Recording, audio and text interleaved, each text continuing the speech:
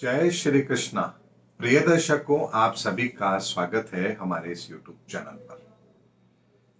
दर्शकों, इस समय पर शनि अपने पूरे एक्शन मोड पर है और प्रकृति के द्वारा कुछ ऐसी चीजें हमारे संसार में हो रही हैं जिस पर किसी का भी कोई कंट्रोल नहीं है। हम चाहकर भी उन परिस्थितियों को रोक नहीं सकते, हम उन पर अंकुश नहीं लगा सकते, हम उनकी पुनरावृत्ति ना हो यानी भविष्य में वह ऐसा ना हो, ऐसी परिस्थितियों का निर्माण ना हो, इसके लिए हम कुछ नहीं कर सकते।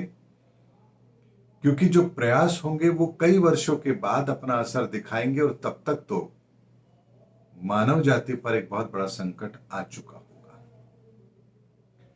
दर्शकों, इस संसार के अंदर कुछ ऐसे इलाके जहां कभी 30 डिग्री से ऊपर टेम्परेचर नहीं हुआ करता था, आज वो 40, 45, यहां तक कि 50 डिग्री का टेम्परेचर भी फेस कर रहे हैं। जहां कभी बारिश बहुत रेयर हुआ करती थी, सूखा रेगिस्तानी इलाका हुआ करता था, वहां पर बाढ़ आ रही है। चाइना जो इतना अपने आप को संपन्न मान करके चलता है कि मैं कुछ भी कर सकता हूं, देखिए हमने कृत्रिम बादल बना लिए, हम चाहे जहां वर्षा कर सकते हैं। आज उसी चाइना के बड़े बड़े शहर बाढ़ की चपेट में है और इंसान उन शहरों के अंदर खिलौना बनता हुआ नजर आ रहा है। यानी सड़कें तालाब बन चुकी है, लोग छतों पर खड़े हैं, पूरी अर्थव्यवस्था तहस नहस होती जा रही है। यानी चाइना 140 साल से भी ज्यादा समय से ऐसी परिस्थितियां नहीं बनी है, ऐसी परिस्थितियों का सामना कर रहा है। यूरोप अपने आप को ऐसी परिस्थितियों में ले जा रहा है जहां उसके बिखरने के, टुकड़े टुकड़े होने की संभावना बनेगी। रशिया अगले 50 साल तक भी अपने आप को फाइनेंशियल दोबारा खड़ा नहीं कर पाएगा। पाकिस्तान का तो अस्तित्व ही समाप्त हो जाएगा। जैसी वो हरकतें कर रहा है, अगर ऐसा वो ना करता तो शायद शनिदेव उस पर रहम करते, कम से कम उसका अस्तित्व तो बचा रहता। लेकिन उसकी हरकतें ऐसी हैं कि उसके तो अस्तित्व पर ही प्रश्न चिन्ह लग रहा है। भारत के अंदर भी एक ऐसी प्रक्रिया का जन्म हो रहा है जो कहीं ना कहीं भारत को भी दो हिस्सों में विभक्त करेगा, एक धर्म के पक्ष में और एक अधर्म के पक्ष में। देखना यह है कौन किस तरफ खड़ा होगा, किसके साथ क्या परिणाम घटित होंगे। लेकिन यदि वर्तमान समय को यदि हम ज्योतिषीय आकलन के आधार पर देखें, प्रकृति के चश्मे से देखें, धर्म के चश्मे से देखें, इस संसार के जो नियम कायदे हैं उनके दृष्टिकोण से देखें, तो वर्तमान का समय इतने बड़े परिवर्तन को ला चुका है कि जिन परिवर्तनों को अगर कोई भी व्यक्ति जो आध्यात्मिक है वो तो सहजता से समझ पाएगा, लेकिन जो आध्यात्मिक नहीं है, जिसका दूर दूर तक आध्यात्म से कोई नाता नहीं है, उसे तो ये सब कुछ सहजता से चलता हुआ नजर आएगा। ऐसा तो होता रहा है और आगे भी होता रहेगा। ऐसी मानसिकता उन लोगों की रहेगी और ये मानसिकता कब उनके लिए अभिशाप बन जाएगी ये उनको भी पता नहीं चलेगा। दर्शकों, अब तक की जो बात मैंने आप लोगों के सामने रखी है, इसलिए रखी है कि इंसान सब कुछ कर सकता है, लेकिन कुछ चीजें ऐसी हैं जिस पर इंसान का वश है ही नहीं। वो ना तो पहले कभी इस पर कंट्रोल कर पाया था, ना आगे कभी भविष्य में लाखों वर्षों तक इस चीज पर कंट्रोल कर पाएगा। हमारे शरीर के संचालन की प्रक्रिया, यानी हम नाक से मुंह से सांस लेते हैं, आंखों से देखते हैं, कानों से सुनते हैं, पांवों से चलते हैं, हाथों से अपने काम करते हैं, ब्रेन हमारा दिमाग हमें सोचने पर मजबूर करता है या सोचने की ताकत देता है, हृदय जो हमारे को पूरे शरीर को संचालित करने का, कह लीजिए कि प्राण को चलाने का एक जरिया है, इस प्रक्रिया को कभी कोई नहीं बदल पाएगा। मनुष्य के जन्म के अंदर लगने वाला समय, 9 माह का समय, इसे कोई कम नहीं कर पाएगा।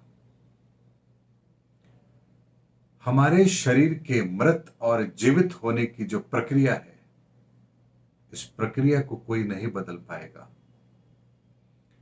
हमारी सोच, हमारे विचार जो हमें मिलते हैं, कहां से मिलते हैं, कैसे मिलते हैं, क्यों एक व्यक्ति दुष्ट प्रवृत्ति का होता है, क्यों एक व्यक्ति सज्जन प्रवृत्ति का होता है, इसके बारे में कोई भी ऐसी प्रक्रिया नहीं अपनाई जा सकेगी जो हमारी इस चीज को परिवर्तित कर सके। लेकिन इतना जरूर है कि ग्रहों के आधार पर हमारी सोच, हमारे विचार परिवर्तित जरूर होते हैं, या यूं कह लीजिए कि इसके इन्फ्लुएंस में आकर के हम कार्य जरूर करते हैं।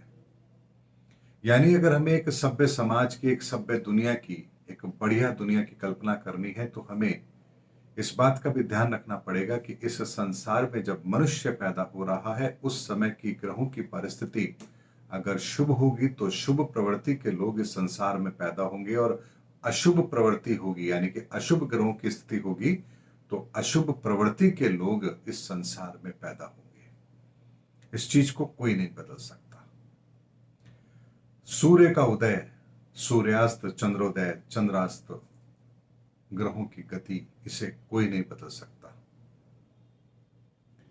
हमारे रिश्ते जो हमें मिलते हैं, हमारे माता पिता, हमारे भाई बहन, ये हम अपनी इच्छा से तय कर सकें, ये अधिकार हमें कभी नहीं मिल सकता।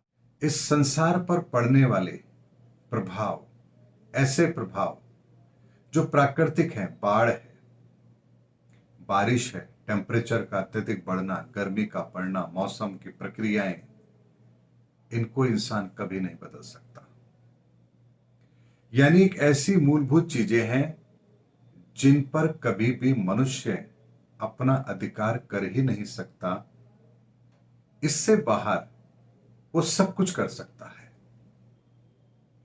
वो इंसान के जन्म को माता के गर्भ के अलावा भी कहीं और से पैदा कर सके, ऐसी प्रक्रिया वो अपना सकता है। हृदय की जगह आर्टिफिशियल हार्ट लगा करके वो मनुष्य को थोड़े समय तक उसे जीवित रख सके, ये कर सकता है, लेकिन एक मृत प्राणी को वो जीवित नहीं कर सकता। यानी जिंदे व्यक्ति के हार्ट को बदलकर उसको जिंदा रखने का काम तो मनुष्य कर सकता है, लेकिन एक मृत व्यक्ति के अंदर हार्ट नया लगा करके, नया दिल लगा करके उसे पुनर्जीवित वो कर दे, ऐसा वो नहीं कर सकता। दर्शकों, ये बातें मैंने आप लोगों के सामने इसलिए रखी है ताकि हमें अपनी हैसियत का एहसास हो कि इस ब्रह्मांड के अंदर, इस प्रकृति के अंदर हमारी हैसियत कितनी छोटी सी है। क्या बया एक पक्षी आता है, क्या उसको घोंसला बनाने की एजुकेशन किस कॉन्वेंट, कॉलेज या स्कूल से मिलती है? एक जानवर को, अपने बच्चों को कैसे पालना है, ये उसको शिक्षा कौन देता है? एक पक्षी को उड़ने की ताकत कौन देता है? मछली को पानी में तैरना कौन सिखाता है? दर्शकों, ये सारी की सारी चीजें ये बताने के लिए पर्याप्त है कि प्रकृति के कुछ ऐसे नियम हैं जिन्हें हम नहीं बदल सकते, और जब जब हम इन नियमों को तोड़ करके बाहर निकलते हैं, तब तब प्रकृति पुनः अपने आप को मूल स्वरूप में लाने का प्रयास करती है। और इस मूल स्वरूप में लाने के प्रयास में जो मानवता की क्षति होती है, जो इंसानों की संख्या में बेतहाशा कमी आती है, ये उसका मूल कारण है। यानी जब जब हम इस संसार के अंदर अपनी मर्यादाओं को लांघ करके प्रकृति का संतुलन बिगाड़ने की कोशिश करते हैं, तब तब प्रकृति अपने संतुलन को बैलेंस करती है, और फिर ऐसी एक विनाश लीला इस संसार में होती है जहां हमें पुनः दोबारा अपने आप को वहीं से शुरू करना पड़ता है जहां से हम शुरू हुए थे। इसीलिए दर्शकों, इस प्रकृति को कभी भी इतना चैलेंज नहीं करना चाहिए कि हमारे अपने अस्तित्व पर ही संकट पैदा हो जाए, और यदि अस्तित्व पर संकट पैदा हो गया तो उसकी सुरक्षा के लिए हम कहीं नहीं जा पाएंगे, क्योंकि हमारी सुरक्षा तो इसी धरती पर है।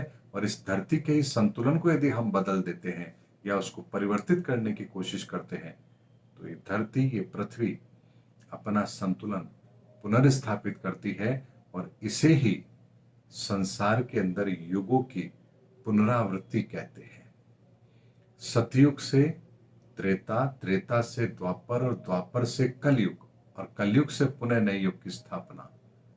ये क्रम हमेशा वो इंडिकेशन देता है जब हम अपनी सीमाओं को लांघते हैं, उसका एक अंत होता है पुरानी सभ्यता का, संस्कृति का, और एक नई सभ्यता, नई संस्कृति, एक नए युग का निर्माण होता है। इसे ही संसार के परिवर्तन की प्रक्रिया कहते हैं, जो वर्तमान के अंदर चल रही है और बहुत जल्द पूरी होने वाली है। दर्शकों, आज के वीडियो में मैंने आपको ज्योतिष के अंदर कुछ ऐसे सिद्धांत, ऐसे गूढ़ रहस्य, ऐसी चीजें हैं जो अक्सर लोगों को पता नहीं होती है, उन्हीं के संदर्भ में मैंने आपको शब्दों के माध्यम से इसकी ताकत बताने की कोशिश की है।